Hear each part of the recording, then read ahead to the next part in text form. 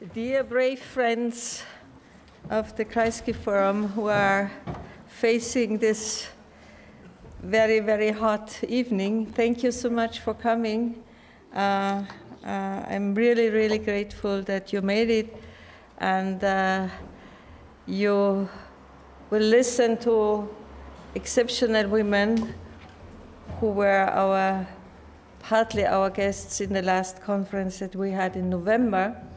But I would like to very shortly frame only why we have this publication, this event tonight.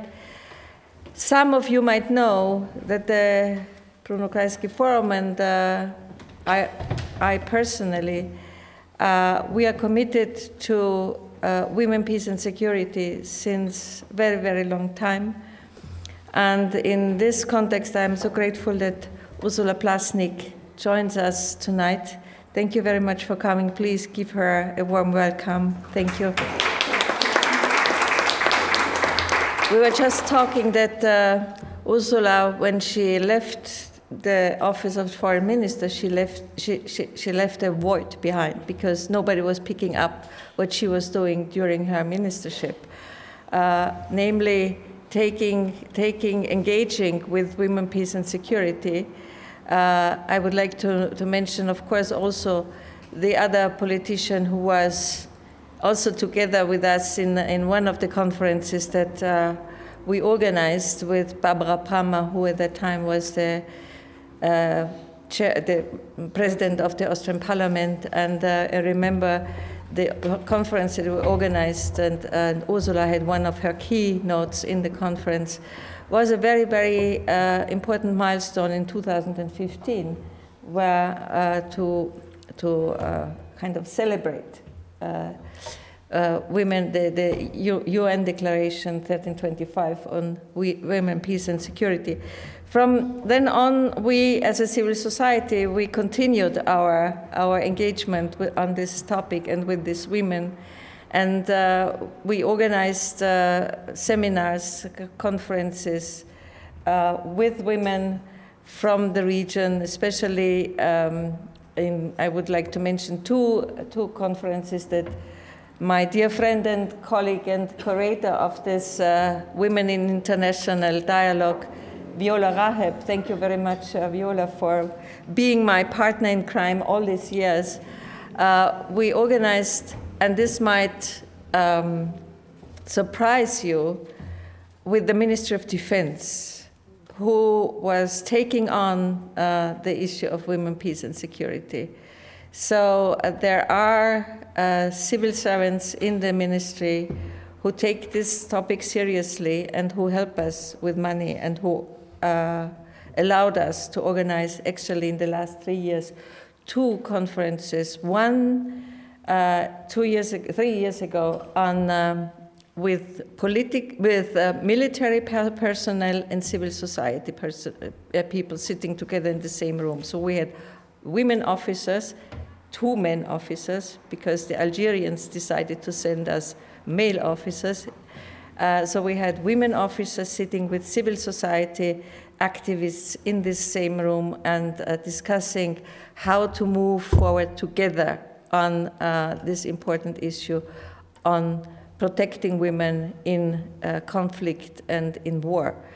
And the last conference was in November, where we had invited women activists from the whole Arab region to address their stories, to present their stories of how the situation in the various Arab countries reflect on their engagement and on their difficulties.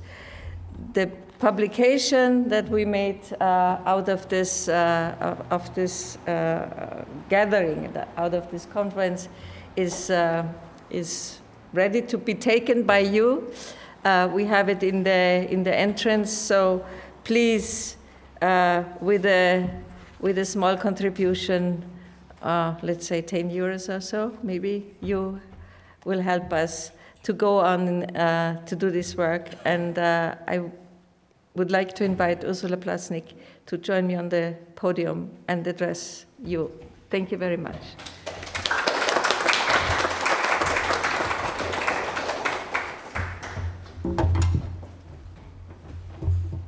Ladies and gentlemen, I'm very glad to see several gentlemen joining us for this occasion. Thank you so much for inviting me. I have come, and thank you so much for joining us here tonight. I know it's a difficult night. It's a little bit too hot. There are many things going on, so we are grateful to you for coming to listen, for coming to learn. From first-hand experience, it's not so often that we have this kind of experience brought to us, and I'm very grateful to the women who have joined us from the region. Their biographies are really important for us to understand, to continue our work also. Because the environment is changing. We've been talking about it in preparing this meeting tonight, and we need ourselves to understand better in which way and what the root causes are. It's a study in complexity, as women's issues always are, because they are part of the societies they live in. I have come today really to pay tribute to the long-standing engagement of two wonderful women I had the pleasure to meet earlier in my life, in my professional context. I think I met Viola first when I was a young foreign minister, and I went, whenever I went to Jerusalem, I also went to Ramallah. And there she organized the first meeting with Palestinian women from all strata of society. It was an informal lunch, I remember. You were working at our Kooperationsbüro, and after that meeting, I could not stop listening to the women anymore. I encouraged all of my foreign minister colleagues internationally and nationally to listen to the voices of women, to their experience, to their observations, to their analysis, to the way of life they were experiencing, because it is politically relevant, and you only see half of a society, maximum, if you talk to the men only. So from then on, I included in every trip I made to the region a specific women's format. And any ambassador will be glad to do that for any foreign minister traveling to the region. You don't have to label this in any specific way. You just simply do it because it's decent, because it's right, because it's politically amplifying your and deepening your understanding of what is happening in the region. So I'm grateful for having the occasion to pass on essentially one message to you ladies, which is keep faith. We know that the situation, and I don't want to forget Gertrud, I'm sorry, maybe I'm speaking too long, but it's been summing up in my internal analysis.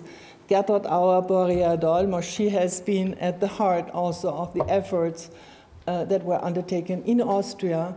And she's relentless in guiding us, encouraging us, giving us a format, a possibility to meet. And that really takes guts, it takes patience, it takes conviction and commitment. And I would like to pay tribute to your commitment in that framework. Thank you so much for being with us and having us. Now, keeping faith, we have discussed are women able to change the world. We all started out trying to change the world, and we are all realizing it's not that easy, but we don't give up. We are not turning cynical. We are not taking it off the agenda. We will continue to involve the other half of the world, because 50% are powerful if they get together, but they need the other 50% to change society. So I've always tried to engage with the men and make them understand that this is not a female cause, whatever. Peace is not a female cause. It's a matter of the entire society. The second message I wanted to share with you is continue to push for data. We need more data. I remember that we had in 2005, that's 20 years ago, we had the groundbreaking Arab Human Development Report, with many, many women participating and starting to provide data. We need data to objectivize the debate as much as we possibly can. I do not understand personally why the United Nations, the European Union, and other international organizations are not pursuing that track. It is very easy, and that would be a relevant way of making the voices of the women in the region heard. So wherever you have a possibility to push in parliaments, in government, in civil society, push for more data to be available, because it will help this debate that will otherwise tends to get stuck or risks to get stuck in emotions and a fair share of frustration. I'm sorry to say that. I feel it every once in a while, so I'm coming to see you, to listen to you. I'm going to read your testimonials, your witness accounts of what happens in your society, because I'm still burning for the issue, I'm still interested, and we will not give up. Thank you, ladies and gentlemen.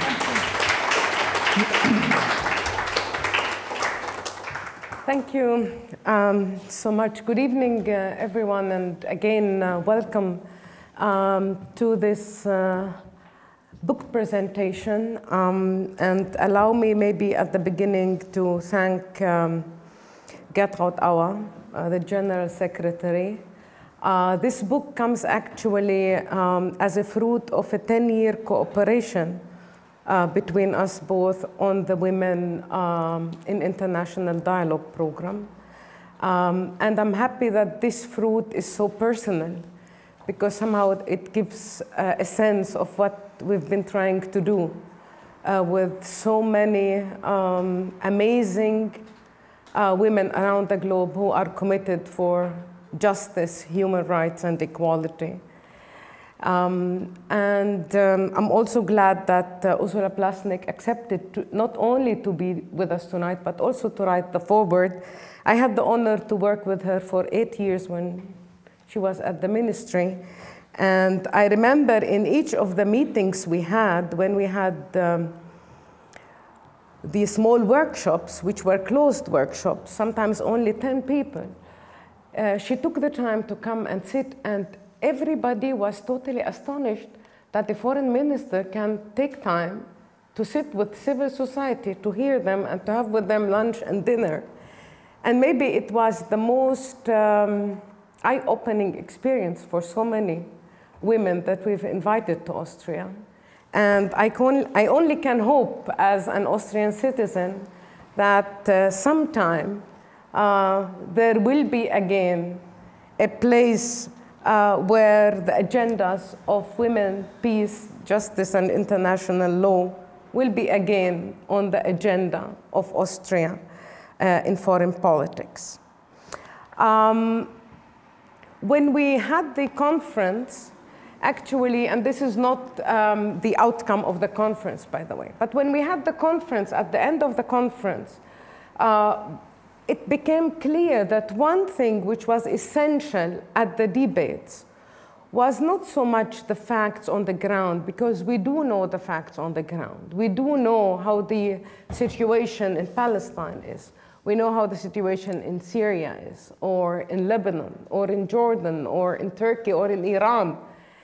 But what was more impacting the round was the personal stories of the women around the table who represented 3 to 4 generations, and sharing how they came to be the women who they are, standing for human rights, for justice, for equality. And it became clear that it was important to write these stories down so that the next generations, or the generations which are now in lead, can maybe connect to them. And I have to say that this book has 11 biographies from 7 countries of the region. All are academicians almost, all are exceptional women in leading positions. I will come to name them in a moment. But when we told them that we want actually your personal story, we don't want your analysis of the conflict, all of a sudden everybody was writing, you know, but I've never wrote about myself. Tell me to write about something else. And it was interesting, again, to see how the women were putting everything as a priority, but not actually their path in politics, in advocating for more just and equal societies. So I was persistent on that, and this is one of the outcomes. And I'm glad that I could convince a friend and colleague, Professor Heidemarie Winkel, from the University of Bielefeld, to co-edit this book with me, so that we have also the other perspective from Europe on these biographies. I would like to, we've invited two, because budget-wise we couldn't have invited everybody. And I would like to maybe just very quickly introduce the two guests we have tonight. And I will start on my right, because now I have it. Hind Kabawat. She is the former deputy head of the Syrian Negotiation Commission's in Geneva office, and the former member of the High Negotiations Committee. She participated in all 8 rounds in the Geneva peace talks on Syria. And she's presently adjunct professor and director of interfaith peacebuilding for world religions, diplomacy, and conflict resolution at the Carter School for Peace and Conflict Resolution at George Mason University. And she's the president of Tastaqil, a women's organization for empowering women in Syria. And it's interesting that after all of that political career and academia, she went back to work with women on the ground, and we'll hear on that in a moment. On my left is Randa Siniora from Jerusalem, Palestinian from Jerusalem, a feminist and a human rights activist, and the general director of the Women's Center for Legal Aid and Counseling in Palestine. And she has served as senior executive director of the Palestinian Independent Commission for Human Rights and many other functions. And as it happens, we have actually 3 women here now, at least those I know, who are trained in law. So we have Randa Siniora trained in law, we have Hind trained in law, and we have Ursula Plasnik also trained in law. So maybe there is something about this. We'll come to it. And before I start asking the 2 ladies to share with us some of their insights, I would like to welcome a 4th contributor to this book, Saida Fathi. Glad to have you here, Saida. She is a sports journalist and the first female editor-in-chief of the Iranian sports magazine. She was jailed for her reporting. And actually, when she joined us at the conference, she had just come out of jail and became refuge in Austria. It's so great to have you here, and thank you for sharing a very powerful testimony, even at times when it was not so easy to share. Thank you so much. Glad to have you among us. So I would like actually to start with Hind and Randa, and go back to your early, not childhood, but early adolescent years, or the years when you became interested in issues regarding women or human rights. Can you share with us some insights on how you grew up, and what was it that drew your attention to the issues of human rights and women's rights? Good evening to everyone, and I'm very thankful to Viola and to you all at the Bruno Kreisky institution to invite me for this event. Unfortunately, I was not able to attend the November workshop, which I attended online because the war on Gaza was starting, and we were not still clear what's happening, and we didn't expect it to continue until now. But anyway, I had the opportunity to be online for a short while during the workshop, and I missed, obviously, a very important event.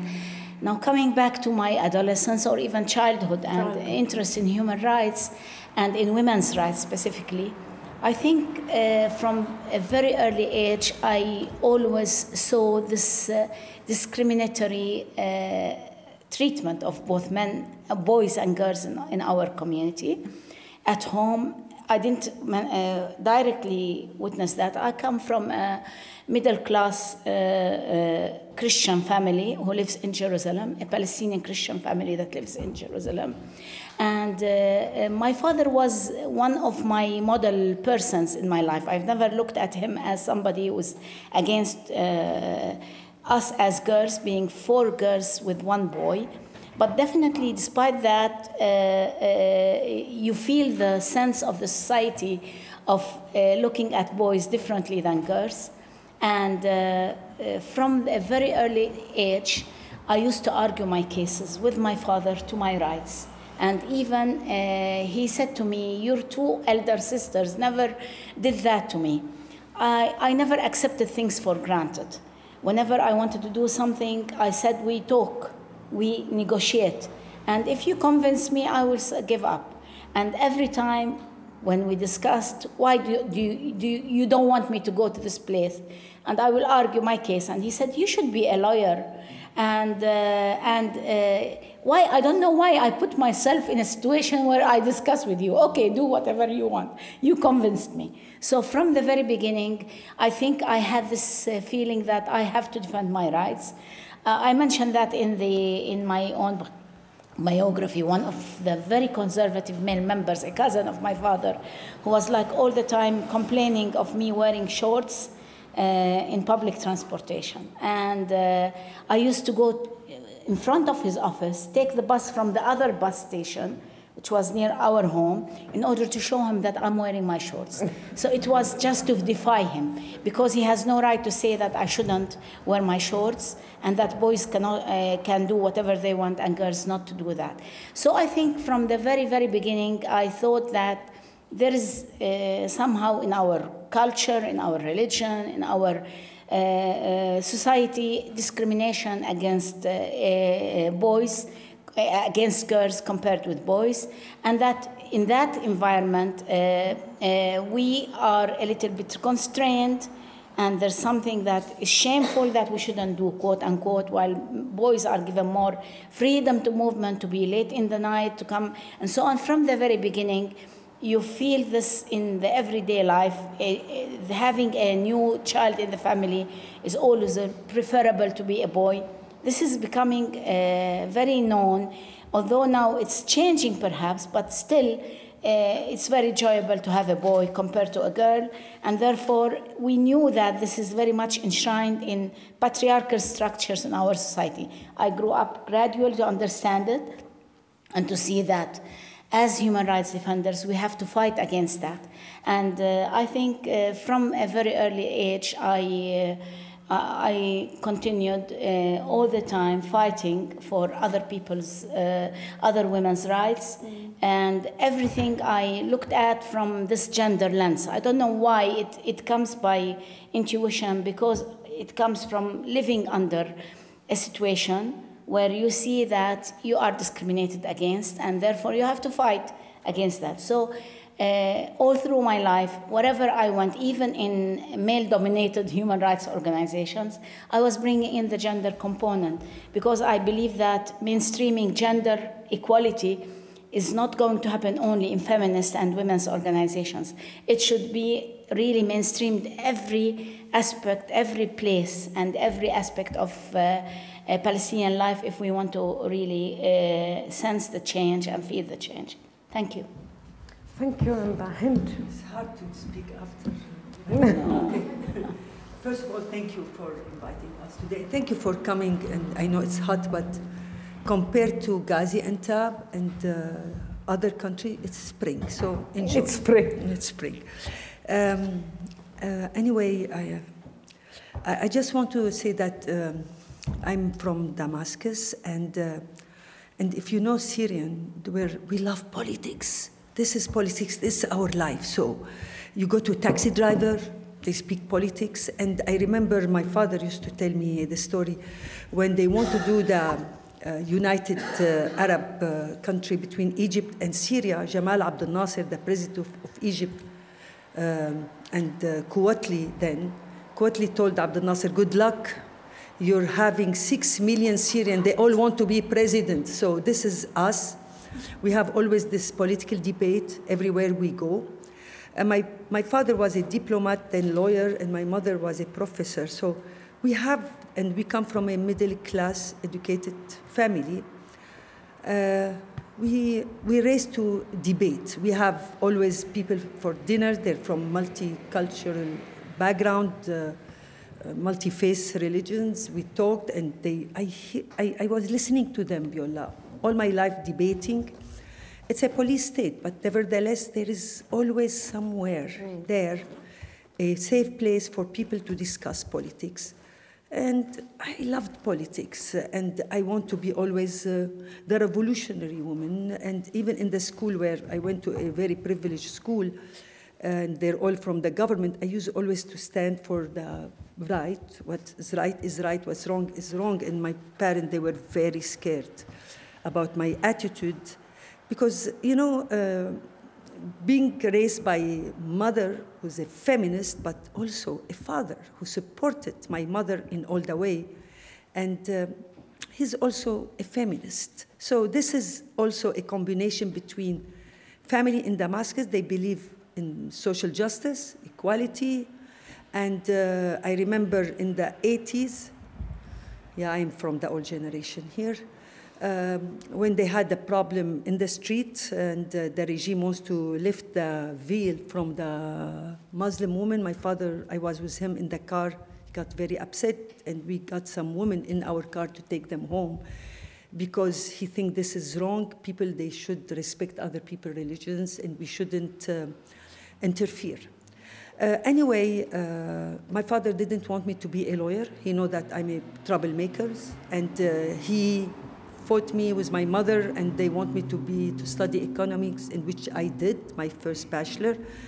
Then I got a fiancé and husband who believed in me, and is also a feminist supporter. And here I have to emphasize, we cannot do our work if we don't have those men in our life to get them together and help us and support, because we cannot do it in our own way. So he encouraged me, and I went back to the law school, and as my father predicted, I'm in trouble, and I will be always in trouble, but I love it. Being the voice of the voiceless and fight for the people in need and fight for social justice is something, and taking the right side of the history, something we should do. And by the way, my mother is 85, and she's very happy that we mentioned her in the book, and she sent you her regards. And when you talk about Tastaqil, that been from a political position to civil society, grassroots, who say that grassroots and civil society are not politicals in Syria? We're all in politics. And you can see now, and I know how difficult it is to be a politician in Middle East, but I can see that even in our work as civil society now, people in the first track, politicians and others, they see the values of civil society, how influenced they are. So I will stop here. I will continue with you, because you're already on the row. So I would like to ask you, Hind, to share with us something on how you came to be actually engaged in the political negotiations. in Syria after 2011, maybe especially and some of your experiences? Yeah. First of all, I was teaching negotiation. It's my expertise. I went I finished schools and been in Harvard in the law school for negotiation. It's my expertise, mediation and negotiation. So I was teaching at private university in Damascus, and love being a lawyer, my day job. So, but being a teacher and professor was giving me happiness to be involved with the young generation. Yes, I'm old now, but believe me, my heart is young because of my student. And when they started the 2011, I have discussions with my student, and we try to convince the government, the Syrian regime, not to use force against demonstrators. We got some good connection by then, but they didn't listen. And then I did see some of my students disappeared and killed, and I just decided I need to take the side of my student, the young people who want revolution. They did this revolution to have freedom. We always think back about Hama. Hama in 1981, in February, they have a big massacres there, 2 weeks. And my parents stayed silent. They were not supposed to speak about it. And I remember the first time I read about it in the book of Friedman, From Beirut to Jerusalem, and I say, Hamas rules? What is this? And this was how the government, my parents, every parent in Syria, they didn't want us to know because they're scared. And I didn't want to be like scared. I want to take the side of the right side of the history, and I took the side of my people. I know this is the time when there is some propaganda that this is Islamic revolution, this is people, they want the death for Christians and for others, and I know in my heart it's not true. We need to stand together, because if we want to change, we can change now. I have to tell you, in many occasions, we talked with the president, his wife before, telling them we need to do reforms. We need to do reforms. It is important for Syria to have democratic reform. The answer was always, we cannot do anything until we get rid of Israel, because now they are our main enemies. And not like reminding everybody, we didn't hear any support for the Palestinian now. And you can see how they use always Palestine as a tools to stop us in thinking about governance or democracy. Would you like to share something about your experience in the negotiations? So, I'm going to share the challenge and the bad things, because this is lesson learned, and we need, in my point of view, we cannot always say that the birds are singing and we're enjoying, and no, it wasn't a good experience, Viola. In the negotiations, us as a mediators, and this is the subject I teach in my university, in my master class, and everything. You need to have, first of all, you need to have trust buildings, and we don't. We didn't have any trust building with the other party, because while they want us to negotiate, they were bombing Idlib, and there is a famine and siege in Ghouta, in Daraya. Number two, the time for us, we were our team were rushing. We want this to happen because we care about the people. We want to stop killing. We want ceasefire. We want, and the other side, they don't care because they know that time is in their hand. All those democratic countries, their president will change. People comes, people goes, and they're staying. So we don't care about time. Number three, the spoilers. We have so many spoilers in our negotiations. Spoilers can be, of course, the other side, they don't want even to negotiate, but also from your own team. And this is the problem, and this is the biggest problem when you have spoilers from your team. And they're the Lord of Wars, or they have interest, they want to have this conflict to continue because it is good for them to continue. And then we failed in few things, and it's so sad, like humanitarian issues, we failed to get it. The detainees, until now we're requesting the release of detainees, they couldn't. And then we have the refugees and the IDPs, and the problem with them, we couldn't do anything. And then we have this social pressures. People, they were attacking us and calling us traitors because we're negotiating, and eventually they're attacking our families members and attacking us. And this is not only the regime, it's everybody. And the social media is very bad, especially against women negotiators, because if you're young, they have some labels, everything, everybody has a label.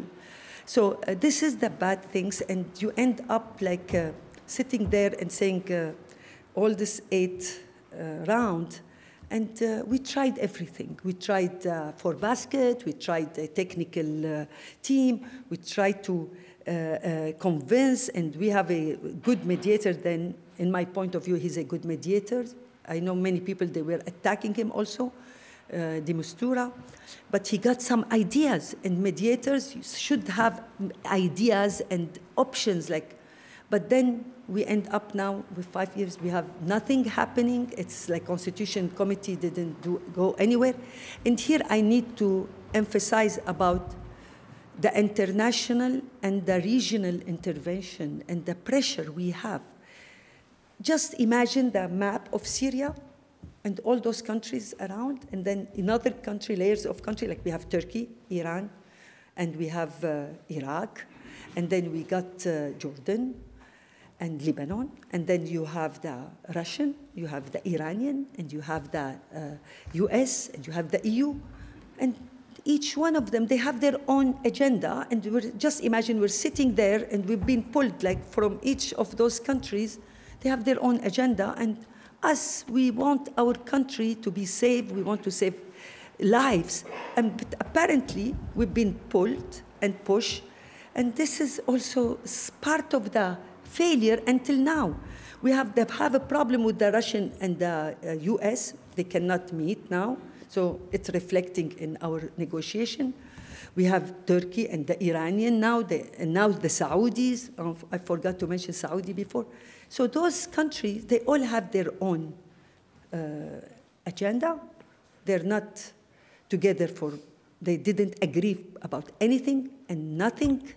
They just sit down, and us as a negotiating team, also we are very challenging, Viola, very, because we got in the same team, we have different ideologies, different ethnic groups. We have the Kurd, they have their agenda, which I totally agree with them. Then we have the Assyrian, when we have the Muslim Brotherhood. So each one of them, they have their own agenda. And when we say, let's unite together about one vision, we want to have democratic country. Some of them, they don't like the democratic word and the terms.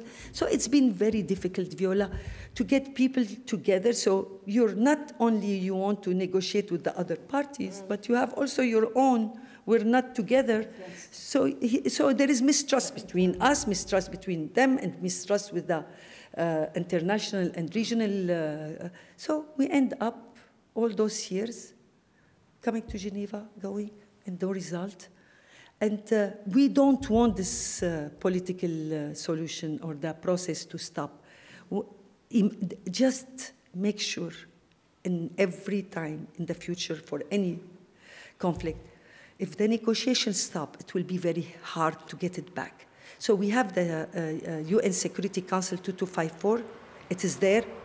That's why we say we need to keep it, because the minute there will be no negotiation, things will go crazy. So we understand this, but the regime, they don't want 2254, they don't want to negotiate, they don't even admit that, or they don't even recognize us. In the end, even they don't recognize their own team of the Constitution Committee. They did say clearly that this team who represents us in Geneva, we send them to talk, but they don't represent us. So where is the trust? How do we do this negotiation? So I do see it's a very difficult. We don't have a good mediator. I'm sorry, I have to say this. They should be more active and more involved, but we shouldn't give up. Sorry. No, thank you. It's depressing, right? No, not at all. I think, you know, the fact that you're still continuing the journey, the fact that you take time to sit here and to share with us, and the fact that you are working on the themes states that you're not depressed yourself. So how can we afford being depressed from the outside? I will go to Randa. Randa, you started with addressing the inequalities and the patriarchal system in Palestine, which I think is essential coming from the Palestinians themselves, because that is always being held over and against many of our region, countries of our region. And when we were talking before, you said you were 6 years when in 1967 you grew up in the context of occupation. So, and what is for me very empowering about your biography, with many of, I would say, the role models I see in our community, is that they were always trying to work on both sides, addressing the inequalities internally and also addressing the political context of the occupation. Yes. Maybe you can share with us something on your engagement on the political level in the context of occupation, and what do you see is important at the moment with regard to Palestine and the international law? Yeah, actually, if you ask a child in Palestine, what's your father's occupation?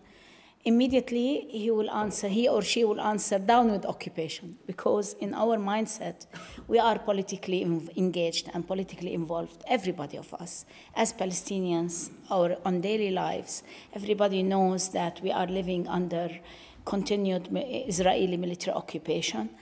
Of course, we had hopes for our children. I do recall that I hoped that the future of the next generation is better. Similarly to my grandfather and father who fled their homes in West Jerusalem, in Qatamon, where the Knesset, the Israeli Knesset, stands now, in 1948.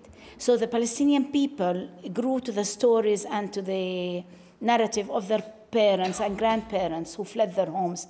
I do recall my father when we were in 1967 and fled in our homes, again in 1967 to Jordan. He was against it. He said, you go, but we don't leave, because we did it once, we don't want to repeat it. So my idea is that every time we talk about the situation, anybody understanding gender equality out of the context, you know, patriarchal structures are repeated in colonial occupation. So Israel's policies are very much intertwined with the patriarchal structures, and you cannot speak about one and leave the other, because it is your daily life, your daily interaction with your own society, with everything you do on daily basis. And this is why opening an eye on the additional burdens on women under occupation and girls under occupation further exacerbates the situation under which Palestinian girls and women live. Now, this is why when we talk now on the unfolding war on Gaza and the war crimes against humanity, and many of the genocide acts committed against the civilian population in the Gaza Strip, you cannot close an eye and say, I am only a feminist fighting for gender equality, because you can see how this continued occupation impacts your life on a daily basis, restricts your movement from one area to the other. It overburdens women with additional responsibilities when home demolitions are taking place. Women have to manage the family through their traditional roles. Also, despite everything, through the minimal resources available. At the same time now, on the war on Gaza and the military aggression that is impacting everybody with forcing displacement on almost the majority of the Palestinian people, once and twice and 3 times that have been internally displaced during the war on Gaza. This time we look at how this has impacted women's lives and girls' lives, but also there has been additional burdens on men. Men who are burying the loved ones, looking at the rubber, under the rubber for the remaining bodies of their loved ones as well, searching for the scarcity of food and water and so on. So the burden is on all the population. But as Palestinians, we cannot really look at one aspect without seeing the other one. We cannot look at our rights as women in a context of occupation. It does not really mean that we set aside our fights for equality, gender equality, but it also means that we see the interrelated relationship between that in everyday life. Even, for example, cases of women married to Jerusalemites from the West Bank. These women are sometimes enduring the domestic violence because they have no options. Israel's policies to family unification, to residency rights, entails that they are heavily dependent on the husbands to apply for permits to stay in Jerusalem. So if they leave, they are staying illegal. If the marriage breaks down, they will be denied the right to custody of their children, to all the other rights, and therefore many women endure violence, domestic violence, because of the Israeli policies that gives domination of male domination over the lives of women. So this is how you see that happening on every aspect of life. When Palestinian women become the guardian, prison guards of their own children when they are home arrested, and they are blamed for them being at first place arrested because they didn't take care, quote unquote, of their children, and then they become the prison guards because if they do not control the children within the framework of the household or within the house, they might be rearrested with high fees and that they have to pay for the Israelis. So everything that you do makes it really, because we are confined to the traditional roles within the family and the household generally, then most of the burden comes over women. That's why women are giving birth under unprecedented situations in the Gaza Strip now. Many of them have given birth earlier in the West Bank on checkpoints and are still giving birth on checkpoints because of the closure of the West Bank and the movement restrictions that have been imposed since 7th of October. Women are giving birth without prenatal care, in difficult circumstances, in the streets, in the stairs of the buildings, in the tents, everywhere, without the minimal needs that they need. So as feminists, that we look at these issues, we have to see them in the gender lens, but at the same time connect them with the major problems, the root problems of a continued military occupation that imposes policies and conducts crimes against humanity, against a civilian population that should be protected by international law. So it brings up all the issues together. You cannot say that I want to be a feminist and a fighter. You cannot afford it. It's not the luxury of just calling for feminist ideas, although even the word feminism, with the expanding conservatism and political Islamism in our societies, has been attacking us before 7th of October and during and after. For example, while women stood on the ground, it's known that in the Gaza Strip, Palestinian women leaders have continued to be on the ground serving in their own local communities for in the shelters and for displaced people.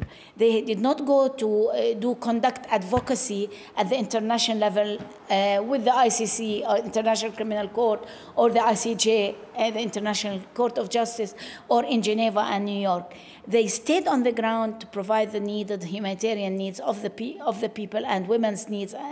But when it comes to negotiations, to women's meaningful political participation, although nobody is seeing any process for negotiations or for engaging women in a meaningful way into political life, the exclusion of women from political life is a problem. Now, if ceasefire occurs in the Gaza Strip, we are relegated back to take care of the disabled, to all the unpaid care that we have to do. Nobody is going to invite us to the table for a meaningful political participation. This is the role of the women's leadership, who have been on the ground working with their own people, with their own communities, to call for that. It's always we that carry on our shoulders more than we can. But when it comes to political decisions, this is the problem of our political parties as well. They went to Russia, to Moscow for negotiations. It did not sustain, but no one single woman was joining them. They went there, all the political parties not being represented by one of the women, but many women are engaged in political parties. We are always excluded from making decisions. And therefore, it is how we look at our roles as not only providing humanitarian aid, providing services, because we know the needs of the community, because we are every day playing the unpaid care roles. But at the same time, it is a problem if we are all the time being excluded from bringing the priorities and needs of women to the table. And this is really what's lacking. On one side, there is no political process, it's true, but at the same time, we have all the time in the previous aggressions on Gaza, for example, women have been excluded from reconstruction. They have been, their needs were not taken into account because most of the property is being registered in the UNRWA property in the names of the men. And therefore, when they asked for support in order to reconstruct the building and so on, it was men who have benefited from that. And many women have been excluded because the husbands died, for example, or they are no more living and so on. And this is why it is always very important to combine the feminist struggle with the national struggle and asking for our meaningful participation in political decision-making. It is not going to happen if we don't fight for it. And we are optimistic. We always fight for it because we are strong and brave, and we think despite everything, we can have the resilience to continue, and we have to fight as women within our communities for our right to not to be excluded. And we bring in that into the discussions, although sometimes it's not fruitful because the whole situation is now out of hand, I would say. Just to make it the long story short, or to simplify things, on the ground, the situation is catastrophic because people are starving, they are prevented from clean drinking water, and you know all of that. And the casualties mostly are among women and children. 70% of the casualties are among women and children. And I assure you that all the care duties will return back to women, but despite that, we have to continue to fight to be on the table and to our participation to be meaningful. Thank you. Hind, you wanted to... I want just to mention something. And Randa, I'm just thinking about what you said about they don't include you at the table, and then they go to Russia without women and the political party. And this is where women should insist about quotas. If we don't have quotas, we're going nowhere. And this is when I was in the high negotiation. I've been working with my good friend, Dr. Basma Kudmani, to insist, God bless her soul, and to insist to have quotas. And I remember some of them, they say, why quota? We don't need quota. I say, no, no, no, we need quota. Then when we start saying we need minimum 30%, no, they say, okay, to 30%. I say, no, minimum of 30%, because if we don't, they're not going to give us any right to come. And then you go later to the next layers and tell the people who are funding them, if there is like international donors, you don't accept any delegation or anything if they don't have enough women.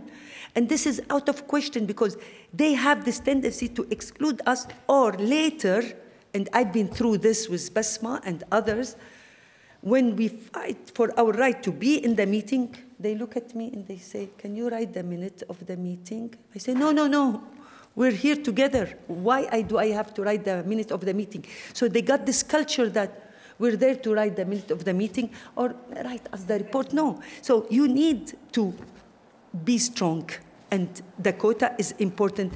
And I remember when we were fighting for the quotas, this is why I start thinking about the women organization.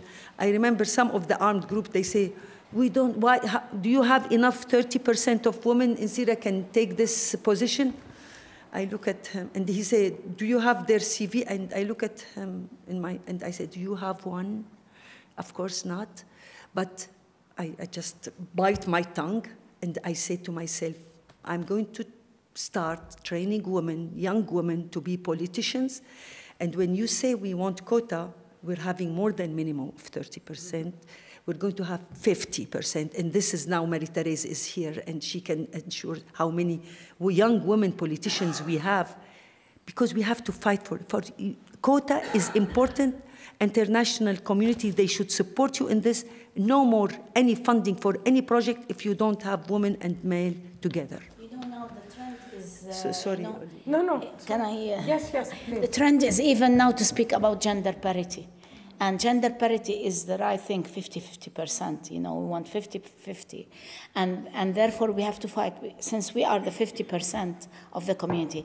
I don't know if you're aware of the general recommendation number 40 of the CEDAW Convention, that they did consultations within the region, but also in other regions. Now they're talking about gender parity. And I think gender parity should come as strongly as that. We have to be influential. We always, as women, have to prove that we are capable. Exactly. But nobody asks the same questions about the CVs of men who reach to power. I mean, if we don't sit on the table and learn the process ourselves, we don't expect that we will be able to do it. I mean, we did not have that opportunity, that luxury that men had in the past to be always in power and in decision-making. So if we are not allowed to be on the table, despite our CVs, sometimes maybe better than those of men. We have many educated women within our society, within the Syrian, within different Arab countries.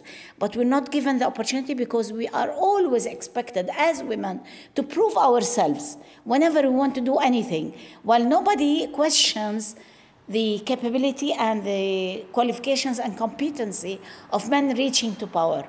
And I think this is because of their... this in the back mind of considering politics and political life as a male domain, where we are only coming in for clerical jobs or for writing minutes and so on. So I think it's always our fight to ask for it, and we shouldn't lose hope with some women who might reach power and not be on our side. It's only because we have maybe did not give them the opportunity to look at the other side of the issue, and they did not have the capacity to be trained and do the work. But ultimately, if we are there in large numbers with men who are supporting our cause, because it's not our cause alone, it is a national cause, it's a political cause, it's an economic cause, that it's a societal issue to establish gender equality. I think we can make a turning point in how we are looked at in politics and in decision-making positions.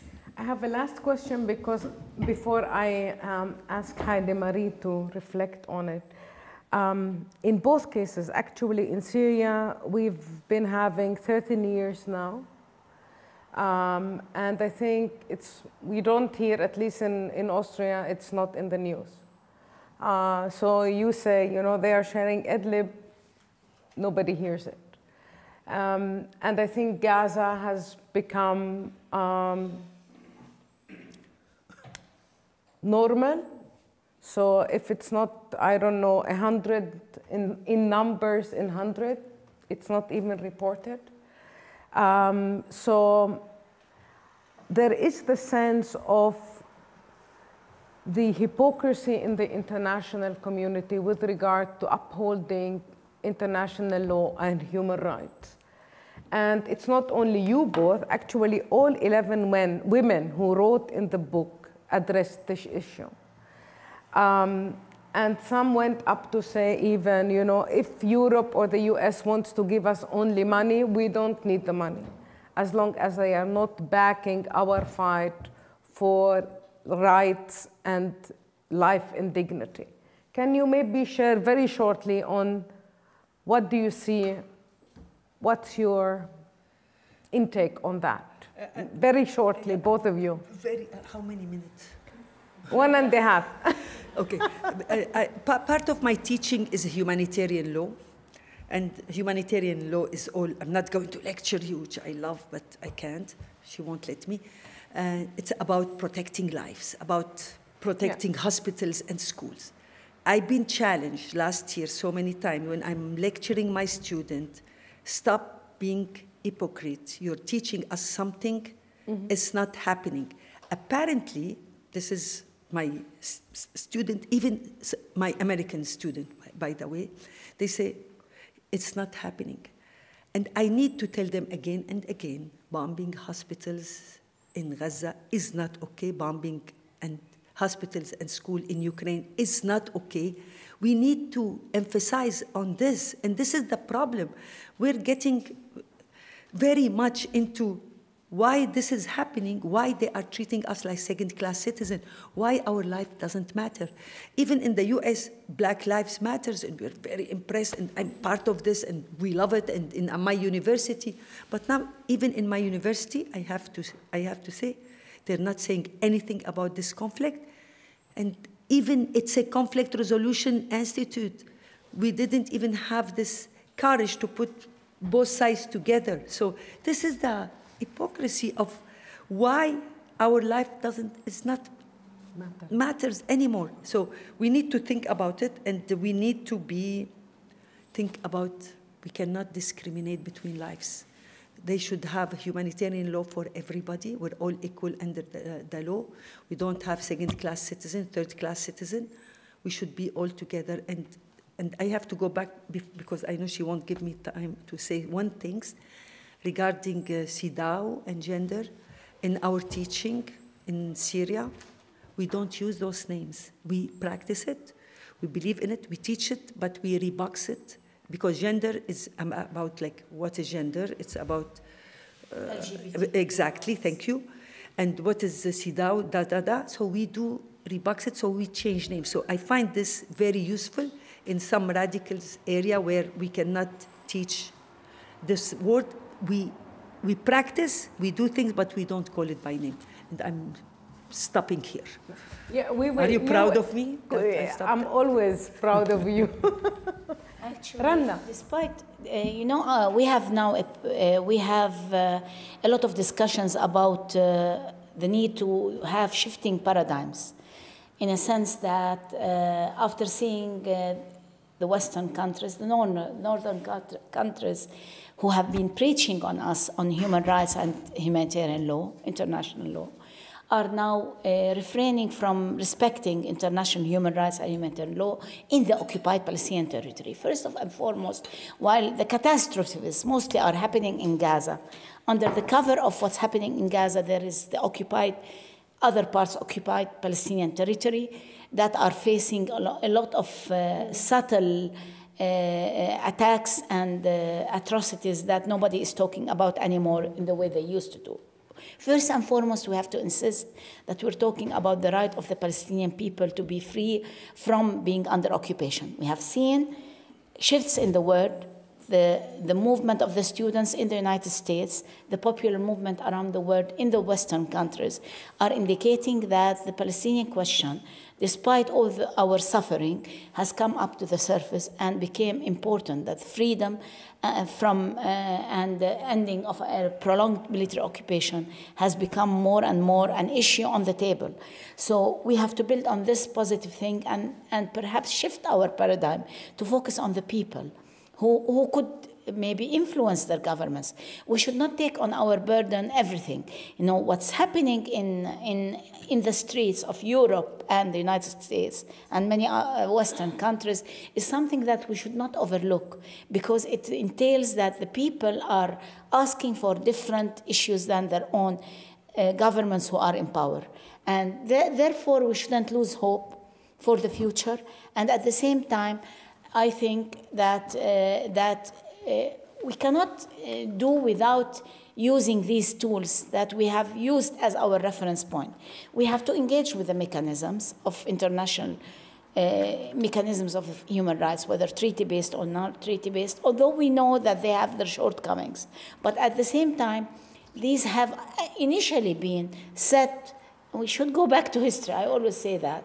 And historically speaking, it was the atrocities of the Second World War that brought in the powerful countries who have set the rules of the United Nations and all the engagements. But it was the peoples of the world who has fought for the development of the machinery, all the mechanisms. Therefore, I never lose hope that we can use the machinery, but we have to think of how to influence the people more and the governments who support us. Now, if I look at it also, I had this discussion with saying, why do you still go to the Western countries, to the North? Because they are in the influential place. And we have to understand that if we want to adhere change, we have to keep fighting for influencing those who are in power. And if we talk to ourselves, or we will not make change. And therefore, all this argument of double standards cannot stand strongly, because we have to keep making the governments accountable for and responsible for what's happening in Palestine and other conflicts in our region, because they're not in isolated, they're not in vacuum. They're coming because of political interest of the Western countries, and therefore the change should come from inside these countries, not expecting that we do everything. But definitely you cannot, we say in Arabic, you cannot cover the sun with the hand. With the hand. And therefore there is justice that's coming, and we don't see it at the on the short run. But I think we shouldn't lose the optimism and the belief in ourselves that we can be influential, and each one of us can really push. It's nothing normal about what's happening. Every life counts, and the Palestinian life counts, and therefore we have to continue with our fight. There will be other fights that we will face and are facing with more extreme Islamic movements. You know, some people say, why do you support what happened? I don't support Hamas, but at the same time, the people have been so frustrated, have been so much put in an open-air prison for such a long period of time and we have tried peaceful means of resolving the conflict with the promises of a two-state solution, but we have not seen materialize. It failed. So we have the right to resist occupation, because we cannot continue accepting these, unfair and unjust situations, and therefore a just solution should come. We have to fight for it and believe that all the people who believe in justice and in freedom would fight with us. So we shouldn't ever accept to normalize what's happening. And by the way, I am against the people who change the names of the things.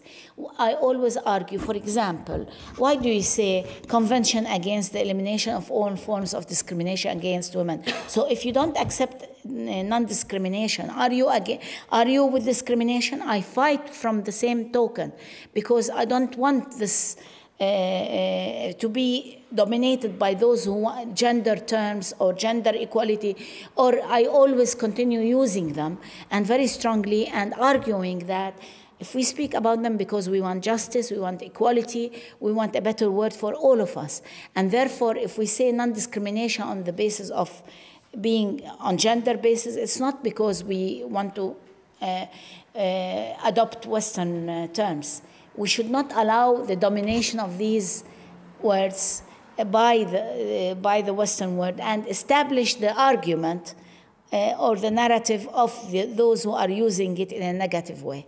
This is only an argument. Another issue we will talk about. I know that the issue of CEDAW in Palestine was and it was used actually against your organization and yourself. Especially in Hebron by some religious group and Hizb al-Tahrir. It was a huge fight because Palestine was the only country in the Arab world which has signed CEDAW without any reservations, and they put pressure. So this is a long, we'll do it at dinner. I would like to give, because I think some would like to ask some questions. So before opening it, actually, I would like to ask you, Heidemarie, to share with us why do you believe, why did you agree to be my partner in this? Why do you believe it is important to hear these voices? And what can we learn maybe from them? Or how can we better make use of them for here? Viola, first of all, I have to express my gratefulness. So to everybody who made this evening and the book possible. So before I start to answer the question, I have to say this because it's really not taken for granted that we meet here in these shattered times. And I'm very, very grateful for that. I'm very grateful that the Kreisky Forum made this possible. Many thanks, cordial thanks to Gertrud Auer for this invitation, to all the staff who make this possible. A particular thanks also, of course, to Ursula Plasnik. I remember that Viola, during the last years or during the last decade, in many ways, she referred to the Kreisky Forum and to you, to Ursula Plasnik, and said that this is a special place. And I really also think that this evening unfolds here with your contributions as a very special moment. For me, at least, it's a very special moment when you're saying, or when you're telling that you're asked, why are you going there? I would simply say, because we need you here. We need to learn. So, and this is, I'm sitting here as a 60-year-old sociologist from Germany, and I'm learning a lot. And I'm also very grateful, and I also have to stress this before I start to answer Viola. It's amazing, Viola. You are a bridge builder. You're never giving up. You're always continuing in the belief and never abandoning of the necessity of dialogue. And this is such an important thing. And you two, Hind and Randa, are living examples of that. So thank you so much for that. And this also reflects, in a way, the specificity of this book. When I read these histories, when I read these stories, my first impression was that I got something to know that is so special because it's a very personal experience, that represents, not only reflects, but really represents decades of history going back far away into the beginning of the 20th century.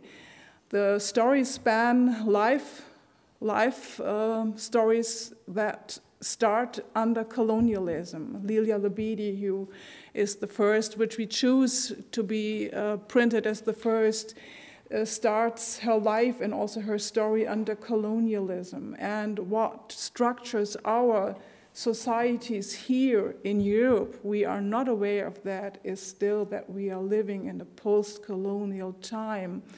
And all these younger biographies, so to speak, for example, this is why I'm also very grateful that Saidi Fathi is here. And her experience here as a refugee coming to Europe, I could also, I know I'm a guest as a German in Austria, but I'm speaking free out because people coming from everywhere are making the same experience in Germany. They are making experiences in racist structures, in racist contexts like Germany, and I allow myself to say, like also in Austria.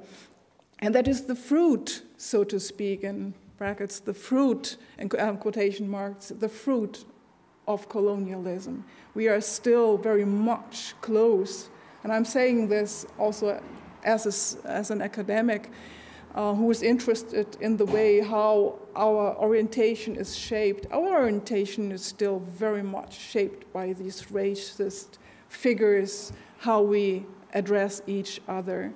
So this is one important point. So this, in that way, this book and the stories are so speaking.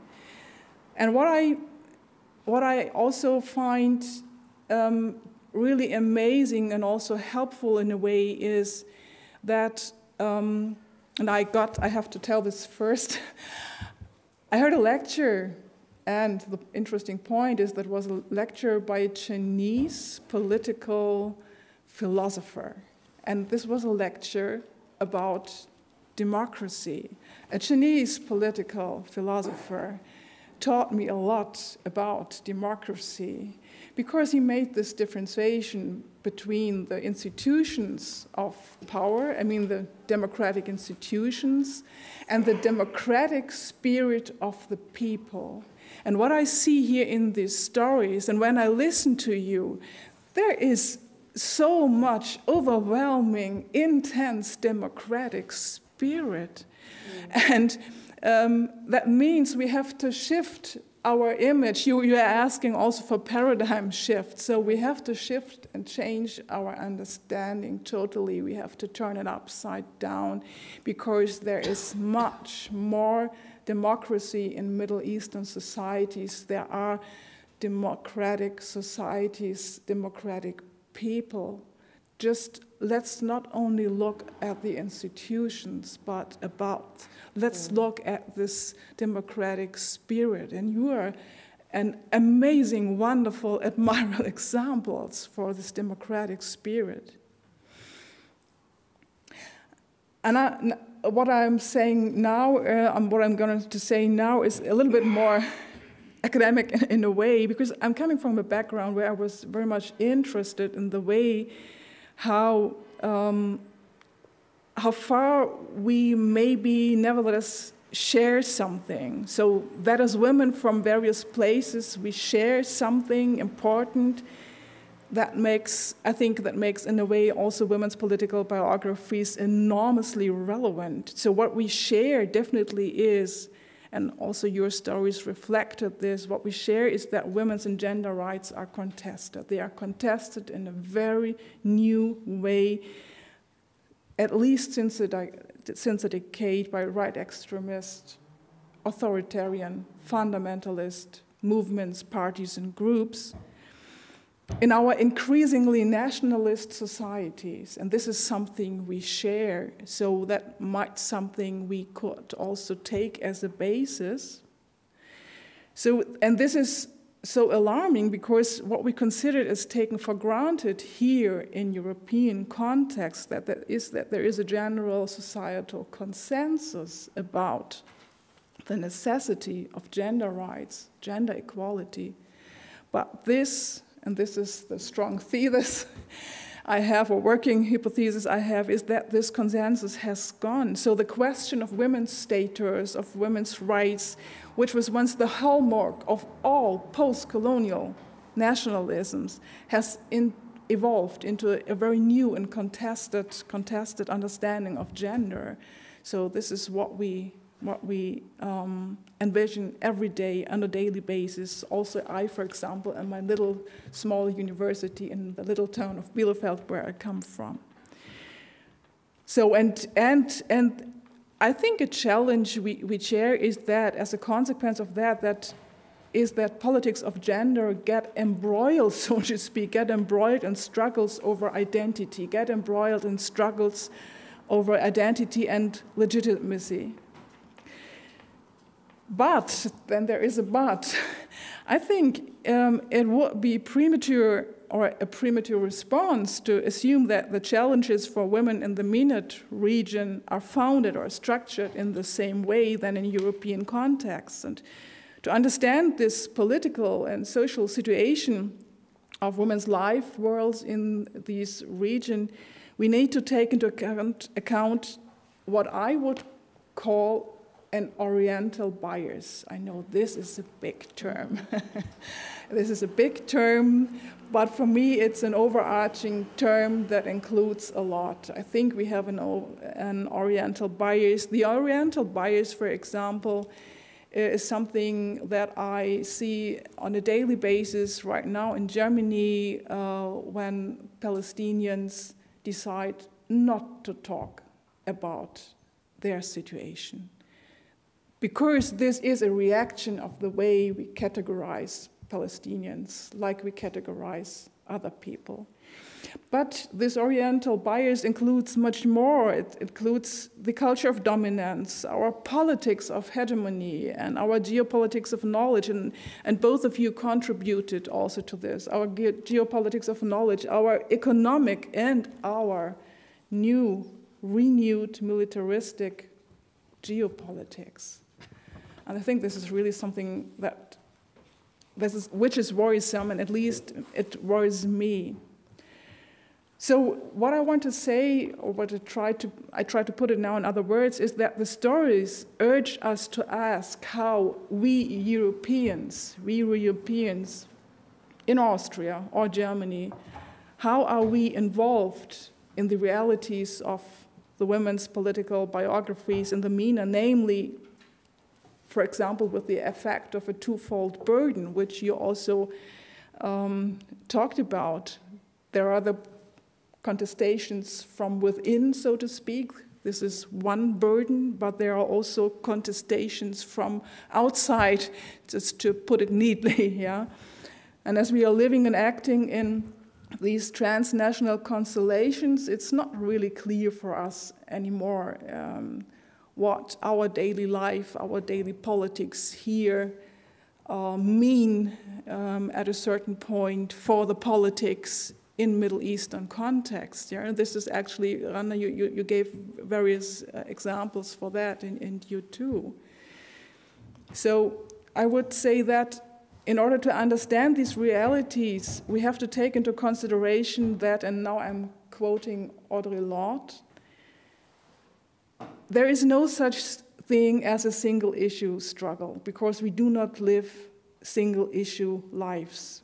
So in Palestine, for example, I think in various formulations, the women's movement always stated there is no liberation of the homeland without the liberation of the women.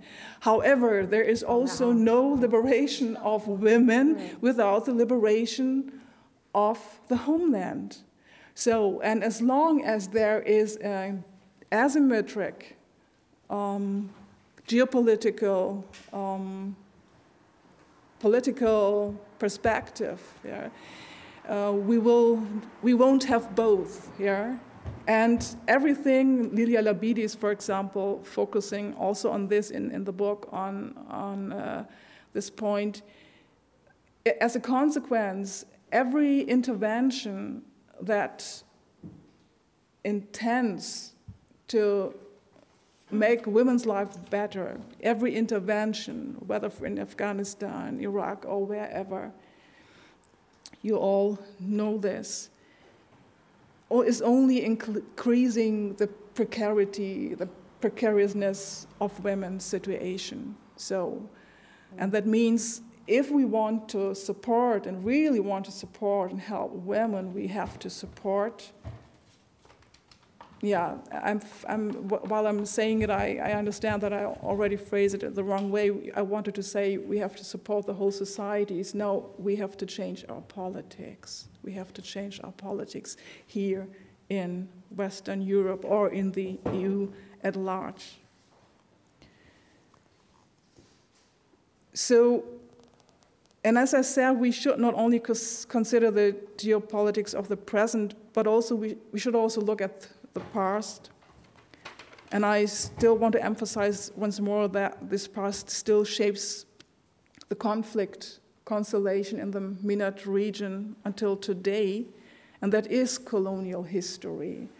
The deeper I go into this history and try to discover, uncover, and better understand it, the clearer I see the continuities within our mental map, so to speak, in our understanding. The extent to which this past shapes the current conflict constellation can be seen paradigmatically in Syria. You talked about this, but also in the history of the wars in Israel and Palestine until today. And what I mean is this responsibility of the colonial powers of the past and the neo-imperial powers of the present who define these political instruments and solutions today. Yeah, what helped me next to this book is, for example, a publication, a volume edited by Bashir and Amos Goldberg, and if you don't know it, I highly recommend it. They edited a volume together with colleagues and focus parallel at the same time on the Holocaust and the Nakba, and focus on the interconnections, the interrelations. And this is a very important way for me also to overcome old colonial sins. You asked me also, Viola, what do these stories offer with regard to a paradigm shift? And again, I have to emphasize this. They uncover, in my view, these stories uncover very clearly these colonial parts and the presence, and they urge us for a paradigm shift towards decolonizing our mental map. So this is, again, a huge term, but let's take our time to go into this. Let's talk to people from the various contexts of the global South, for example, from Middle Eastern contexts, and ask them how they understand history, which transformative moments, which foundational moments were relevant for their histories. Who here in Europe knows about Hama when you talked about this? This is such a foundational moment, yeah. So who knows about it? So let's, in that sense, decolonize our mental map and question our taken for granted perspectives and discover our structural racist perceptions of the world. And then at the end, I would like to stress once more what I so strongly admire in all these biographies is this enormous effort and never-ending commitment to dialogue, and also, for example, then to teach, as you are doing. So what is the meaning of my life? What is meaning making for me is to teach the young generation. And this is an important point, an old, new point. And I would like to end with this aspect that these stories in that way uncover in which way political interference by European actors, by European nation states, is mainly interest-driven. So you already mentioned it. So this is, I think I don't have to explain it anymore. It's in so many ways primarily interest-driven and not driven by the interest in dialogue and mutual understanding and listening. So let's listen to each other. And this is what I really learned from your really admirable, only admirable work and commitment. That's why I'm so grateful here. And yeah, thank you so much. Oh, thank you. I wanted to. Thank you, Heidemarie. So I know everybody is sitting here and it's very hot. I would like to ask if there are some questions. I know.